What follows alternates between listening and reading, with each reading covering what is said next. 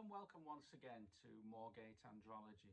Now in today's video we're going to talk about penis enlargement surgery and the step-by-step process of getting a penis enlargement surgery. So the first thing is, if you're interested in this particular procedure, then you'll need to arrange a consultation with a urologist.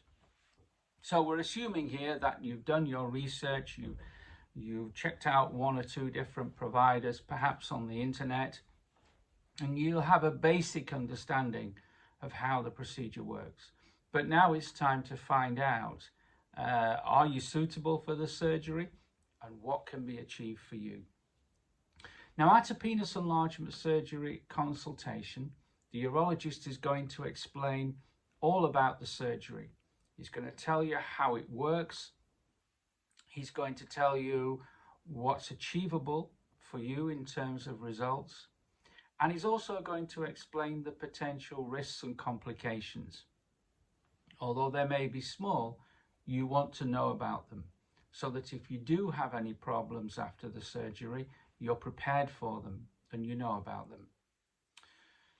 As part of the assessment, certainly our urologists will take some pre-operative measurements. They'll measure the length of your penis and they'll also measure the girth. And we'll take some photographs as well for your medical records. And of course, then after the surgery, when everything is settled down, we will take some more photographs, and also we'll take some post-operative measurements, so we have a visual record of the increase in size. So when you've had your consultation with the urologist, then you'll have probably selected an operation date. And when you select the operation date, you're going to want to think about time off work. So do you have, for example, a desk-bound job? If you do, then in the main, most guys will take about 2 to 3 days off work. Or perhaps if you have a more physical job, you may need to consider up to a week off work. So planning of the procedure is really important. The actual operation itself is done under general anaesthetic, and it takes just an hour, that's all. So typically you're admitted in the morning about 2 to 3 hours before the surgery, so the nursing team can do their pre-operative checks. The surgeon will come and see you again, excuse me, and you'll also be visited by the anaesthetist to discuss the anaesthetic. The actual surgery will take about 1 hour, and then typically you'll be in the hospital for about 2 to 3 hours for recovery. So generally speaking, you go into the hospital in the morning and you're discharged in the afternoon. Now, one of the things that's really important is that you'll need someone to take you home. You cannot go home alone after penis enlargement surgery, and you cannot go home on public transport. Somebody must be with you when you go home. So when you're home, then you'll need to rest, take it easy for 2 or 3 days. You'll have a course of antibiotics to take for 1 week, and also we'll give you some pain relief medication too. Most guys that say it's not a particularly painful procedure. In the main, most guys say the area that's most sore is actually the belly or the inner thighs, where we took the fat from, not so much the penis.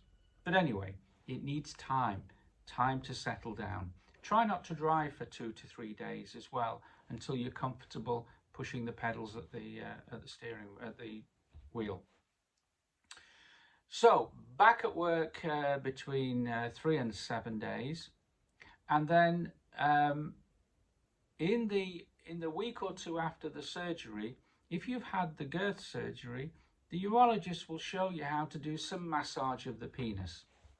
This is really important because about 30 to 50% of the fat that is transferred into the penis will absorb in the first 8 weeks. This is a natural physiological process that you can't prevent. So as that fat breaks down, it's really important that you do that massage just to make sure that everything keeps nice and symmetrical along the penis shaft. If you're not circumcised, you may notice in the beginning some tightening of the foreskin. This is normal because there is no border between the penis shaft and the foreskin. Usually, little by little, day by day, this tightening eases up and you will be able to pull the foreskin back over the head of the penis eventually. There is a rare complication where you can't do this, and subsequently you will need to have a circumcision, but this is very rare. In the little incision at the base of the penis, where the surgeon accessed your suspensory ligament to increase the length, you will have some dissolvable sutures there.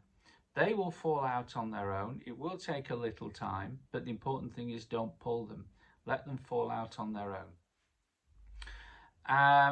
Now, sexual activity. There is no sexual activity for 6 weeks after the surgery.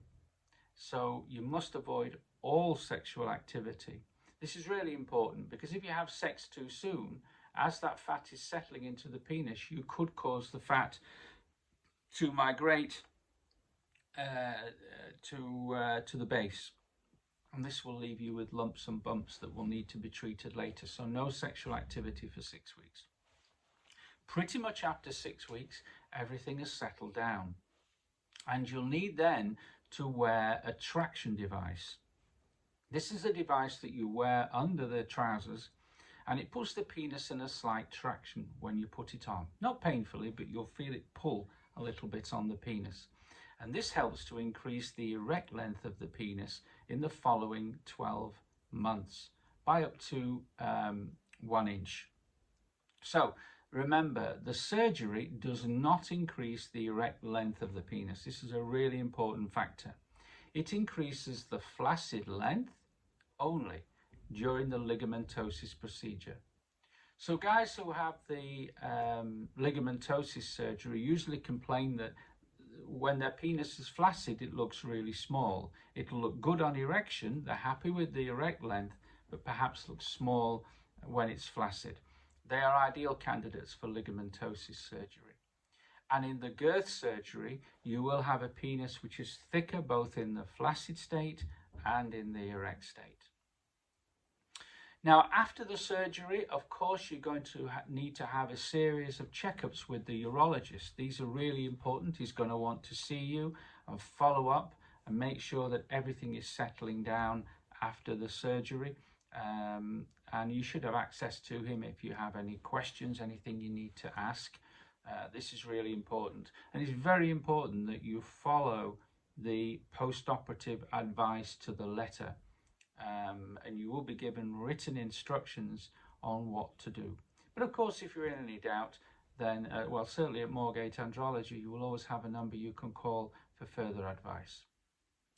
So there you go. That's the step-by-step guide to penis enlargement surgery. I hope you like this video. If you do, please click the like button. And if you'd like to see more of our videos about penis enlargement surgery, please subscribe. But until next time, that's all from me today. I look forward to speaking to you soon at Moorgate Andrology. Until then, bye for now.